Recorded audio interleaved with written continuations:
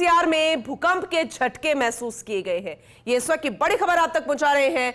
कितने रिएक्टर प्रणाली पर कितनी तीव्रता थी, कौन सेंटर बिंदु जो था, सेंटर पॉइंट जो था वो कौन सा था, वो भी आपको बताएंगे। लेकिन फिलहाल अभी भूकंप के झटके दिल्ली एनसीआर में महसूस किए गए हैं। ये बड़ी खबर है, अहम जानकारी आप तक पहुंचा रहे हैं। और अगर भू वैज्ञानिकों की बात माने तो वो ऐसा कहते हैं कि जब इस तरह की आपको महसूसता होती है भूकंप के झटकों की, और अगर उसका रिएक्टर स्केल पर जो पैमाना रिकॉर्ड किया जाता है वो ज़्यादा होता है, खैर फिर भी आपको एक बार फिर से भूकंप के झटके महसूस हो सकते हैं।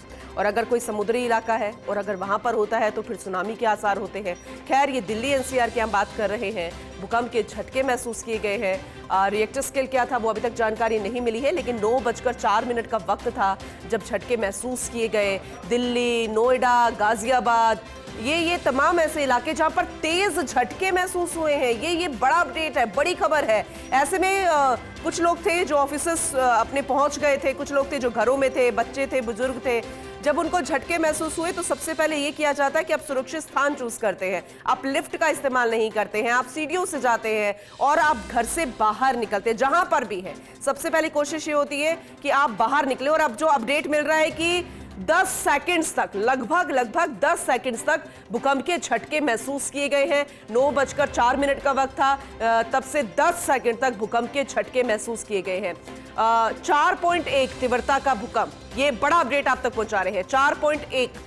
अब इसका मुख्य बिंदु क्या था, मतलब सेंट्रल जो बिंदु था कि कहां से इसकी शुरुआत हुई, अब इसकी जांच की जाएगी। लेकिन सुबह 9:04 का वक्त ऐसा था, तब से 10 सेकंड्स तक 4.1 तीव्रता वाला भूकंप के झटका जो है वो महसूस किया गया।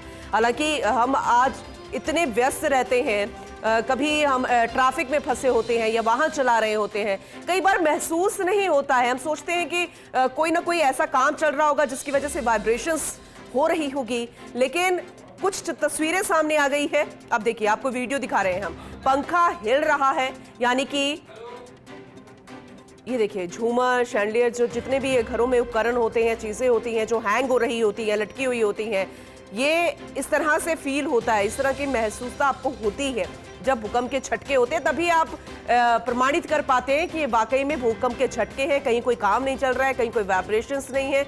ये बेहद महत्वपूर्ण हो जाता है। फिलहाल आपको तस्वीरें दिखा रहे हैं। दिल्ली, नोएडा, गाजियाबाद में भूकंप के झटके महसूस किए गए हैं। लगभग 10 सेकेंड्स का वक्त था कि आप 10 सेकंड तक भूकंप के झटके आपने महसूस किए। दिल्ली एनसीआर के लोगों की हम बात कर रहे हैं, उन्होंने भूकंप के झटके महसूस किए हैं। और 4.1 की तीव्रता से भूकंप के झटके महसूस किए गए हैं। ये बड़ी खबर है। दिल्ली एनसीआर में सुबह 9:04 का वक्त था जब 10 सेकंड तक झटके महसूस हुए हैं। बहादुरगढ़, जींद तक ये भूकंप के झटके हैं। तो बड़ी खबर है। जियाउद्दीन हमारे सीनियर रिपोर्टर हमारे साथ जुड़ चुके हैं, ज्यादा अपडेट उनसे लेंगे। जियाउद्दीन कोई पहली बार नहीं है, इससे पहले भी कई बार हमने ऐसे भूकंप के झटके महसूस किए हैं, लेकिन इस बार दिल्ली, हरियाणा और लगभग कुछ ऐसे इलाके आ रहे हैं दिल्ली एनसीआर के जहां सिर्फ 10 सेकंड्स के लिए भूकंप के झटके। लेकिन तीव्रता के बारे में जरा क्लियरिफाई कीजिएगा, क्या अपडेट है इसे लेकर, कितनी तीव्रता थी और सेंटर बिंदु जो था वो कौन सा रहा है इस बार? चूंकि देखिएगा कि दिल्ली एनसीआर के अंदर जो भूकंप के झटके हैं उनके स्केल के ऊपर अगर उनकी स्पीड देखी जाए तो 4.1 मापी गई है। ठीक है। क्योंकि दिल्ली हुआ, नोएडा हुआ, गाजियाबाद हुआ, सब जगह पे भूकंप के झटके महसूस किए गए। खासतौर से बहादुरगढ़ और जिंद के अंदर भी लोग काफी भयभीत थे और झटके लगने की वजह से करीब कुछ सेकंड के जो झटके थे उसके बाद ये लोग अपने घरों से बाहर निकले। चूंकि अब भूकंप के जो, क्योंकि एनसीआर के अंदर पिछले 6 दिनों से लगातार इस तरह के जो झटके हैं वो महसूस होते रहे। फिलहाल जिस तरह से जो झटके आए, भूकंप का महसूस हुआ, उसके बाद लोग अपने घरों से बाहर निकले। और चूंकि फिलहाल जो भूकंप का जो केंद्र था वो बताया पास के अंदर ही था, क्योंकि एनसीआर रिएक्टर स्केल पर तीव्रता बताइएगा जियाउद्दीन, अगर कुछ पता चल पाया है तो इसे लेकर। और दूसरा इसका सेंट्रल बिंदु, क्योंकि कुछ लोग 4.1 कह रहे हैं, कुछ 5 पॉइंट समथिंग कह रहे हैं, तो कुछ इसको लेकर सही तय हो पाया पैमाना, और सेंट्रल बिंदु कौन सा था? चूंकि देखिएगा अब तक इसकी जो रिएक्टर स्केल पे स्पीड की जो बात है उसको लेकर कंफ्यूजन है, क्योंकि आधिकारिक तौर के ऊपर इसका कोई बयान नहीं आ पाया है। 4.1 इसकी स्पीड बताई जा रही थी रिक्टर स्केल के ऊपर, और इसके सेंटर को अच्छा, ये बड़ा अपडेट है कि हरियाणा का झज्जर जो है जियाउद्दीन, वो केंद्र बिंदु रहा है। ये वाकई में शोध का विषय अब होना चाहिए कि हरियाणा का झज्जर जहां पर केंद्र बिंदु रहा है, तो क्या ये डरने का विषय है?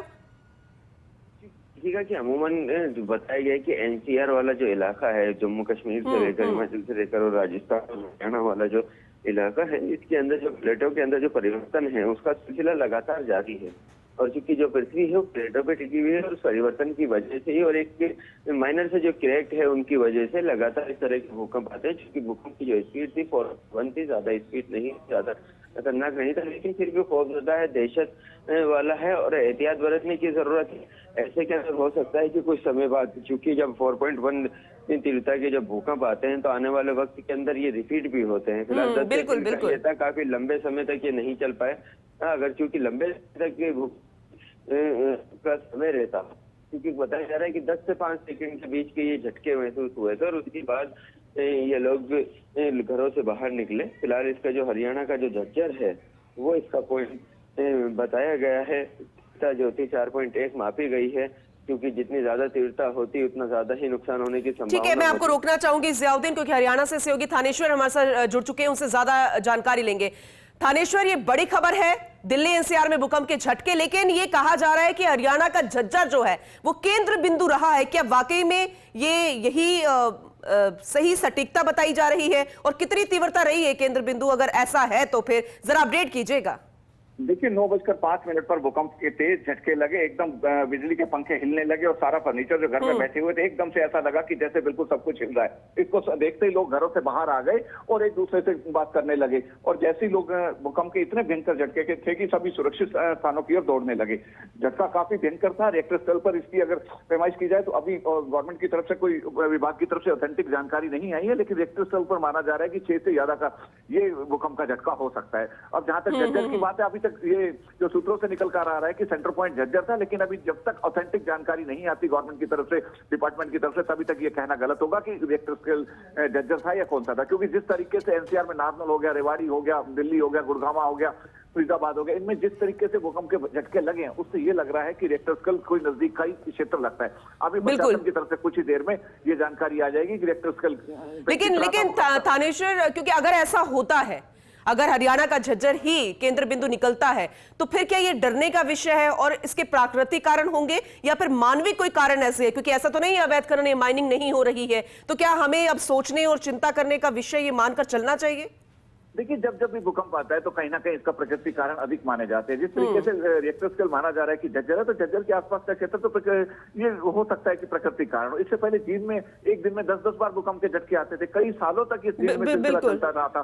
तो ऐसे ये प्रकृति कारण है, प्रकृति कारणों से प्रकृति जब अपना रंग दिखाती है तो ऐसे झटके आते रहते हैं। इसमें अब जो कुदरत का है उसको, कुदरत को आप और हम कोई रोक नहीं सकते, लेकिन हाँ ये है कि ये देखना पड़ेगा कि माइनिंग की वजह से ये ज्यादा रिएक्टर स्केल आ रहे हैं, ये झटके आ रहे हैं क्या। हालांकि चीन के में जो झटके आते थे 1-1.5 साल तक लगातार ये भूकंप के झटके आते रहे, वहां उसके नजदीक कहीं भी माइनिंग क्षेत्र नहीं है, तो ऐसे में ये नहीं कहा जा सकता कि माइनिंग की वजह से ही ये भूकंप के झटके आते हैं। अच्छा थानेश्वर, क्योंकि अभी जो अपडेट मिल रहा है, अभी उसको पुष्टि तो नहीं करेंगे, लेकिन कई न्यूज चैनल्स है जो चला रहे हैं कि मेरठ, शामली में भी भूकंप के झटके, राजस्थान के जयपुर के शाहपुरा में भी झटके, क्या ऐसा कुछ जानकारी मिल पाई है क्या?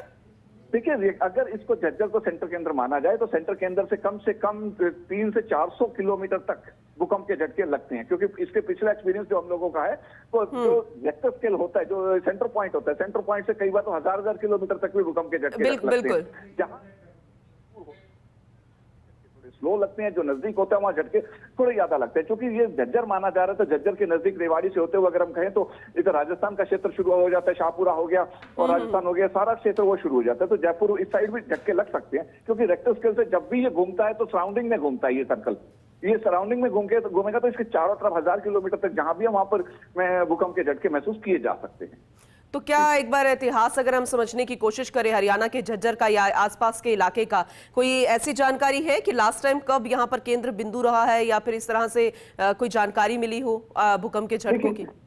देखिए जहां तक मुझे याद है कि आज तक हरियाणा में कोई भी केंद्र बिंदु रहा नहीं है भूकंप के झटकों का। केंद्र बिंदु दूर का रहा है, लेकिन बल्कि हरियाणा, पंजाब, हिमाचल का तो केंद्र बिंदु लेकिन हरियाणा और पंजाब में सेंटर पॉइंट कभी आया नहीं है। लेकिन अब ये सेंटर पॉइंट की जो बात निकल कर आ रही है, इसलिए मैं कह रहा हूं कि जब तक प्रशासनिक तरीके से ऑथेंटिक जानकारी नहीं आ जाती कि सेंटर बिंदु झज्जर था, झज्जर से ही ये भूकंप का झटका शुरू हुआ है, तब तक कुछ कहना थोड़ी जल्दबाजी हो जाएगी। बिल्कुल आपने सही कहा। तो हम इंतजार करेंगे पूरी जानकारी जो कि पुष्टि के साथ निकलकर सामने आएगी। आप नजर बना के रखिएगा थानेश्वर, आपसे अपडेट हम आगे भी लेते रहेंगे। बहुत शुक्रिया विस्तार से इस जानकारी देने के लिए। तो